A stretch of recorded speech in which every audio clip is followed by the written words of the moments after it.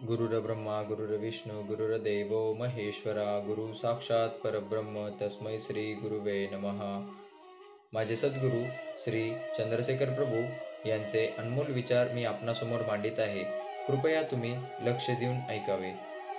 लोभ षड्विकारामधील एक विकार आहे लोभ। आपल्याला या लोभाबद्दल आध्यात्मिक विषयातून समजविण्यात येत आहे। आपण समजून घ्यावे। हा लोभ आपल्या जीवनाला कुठल्या दिशेला नेतो याचा आपण विचारच करू शकत नाही। म्हणूनच या लोभाला आपण ज्ञानातून समजून घ्यावे। वस्तू, विषय, साधन आणि समय यांना हा लोभ आपलंसं करून घेतो। त्याच क्षणी हा लोभ वाढत असतो। एक झाली की एक अपेक्षा करून आपल्या अनमोल शरीराला आणि वेळेला त्या विषयामध्ये न कळत झोकून टाकतो। हा लोभ विषयांना प्राप्त करण्यासाठी बुद्धीची तीव्रता कमी करतो, दृष्टीवर पडदा घालतो।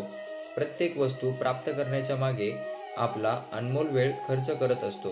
पहा, तुम्हाला एक उदाहरण देऊन समजावून सांगतो। एक व्यक्ती जुगार खेळण्यासाठी बसते। त्यावेळेला त्याला पैसे मिळाले तर त्यानंतर आणखी पैसे मिळतील या लोभाने म्हणजेच आशेने तो पुन्हा जुगार खेळायला बसतो आणि खेळतच राहतो।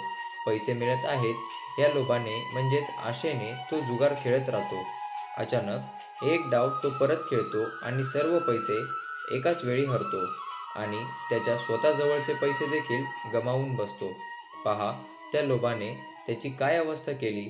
म्हणूनच कुठली कार्य करत असताना यश प्राप्त झाले की पुढे वारंवार तेच कर्म करू नयेत, कारण हा लोभ तुमचा अनमोल समय तुमच्यापासून हिरावून घेतो। तुम्ही कुटुंबात म्हणजेच परिवारामध्ये असताना हा लोभ त्या परिवारापासून तुम्हाला लांब म्हणजेच दूर नेतो। तुम्हाला जी गोष्ट हवी असते ती प्राप्त करण्यासाठी तुम्ही तुमच्या जीवनातील तुम्ही काय गमावले, काय प्राप्त केले आणि काय सुखदुःख भोगले हे तुम्हाला कळतच नाही। ह्याचेच नाव आहे लोभ। मोह षड्विकारामधील एक विकार आहे मोह। आपल्याला या मोहाबद्दल आध्यात्मिक विषयातून समजविण्यात येत आहे। आपण समजून घ्यावे। मोह हा क्रियेचा म्हणजेच कर्माचा भाग आहे। आपल्या ज्ञान इंद्रियांवर याचा प्रभाव असतो, ते म्हणजे आपल्या शरीरामधील दृष्टी। ही दृष्टी ज्या वस्तूवर पडते तिथेच मोहाची भावना निर्माण होते। या दृष्टीमध्येच मोहाची भावना आहे। वस्तू, व्यक्ती, क्षेत्र, फळे, फुले, निसर्ग यांच्यावर कधीही आणि कुठेही मोह होऊ शकतो। हा फार जटिल आणि जिद्दी असतो। तुम्ही समजून घ्यावे।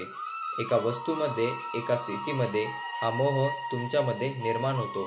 तो मोह तुम्हाला कुठपर्यंत पोहोचवतो याला जाणून घेण्यासाठी शांती अत्यंत गरजेची आहे। पहा, तुम्ही ह्या प्रकृतीमध्ये येताना काही घेऊन आला नाहीत। तुम्हाला हवी असणारी प्रत्येक वस्तू, व्यक्ती आणि साधन तुम्ही स्वतः निर्माण करता। त्याच्यामध्येच हा मोह आहे। त्यामुळे ज्ञानाने आणि शांतीने याला समजून घ्यावे।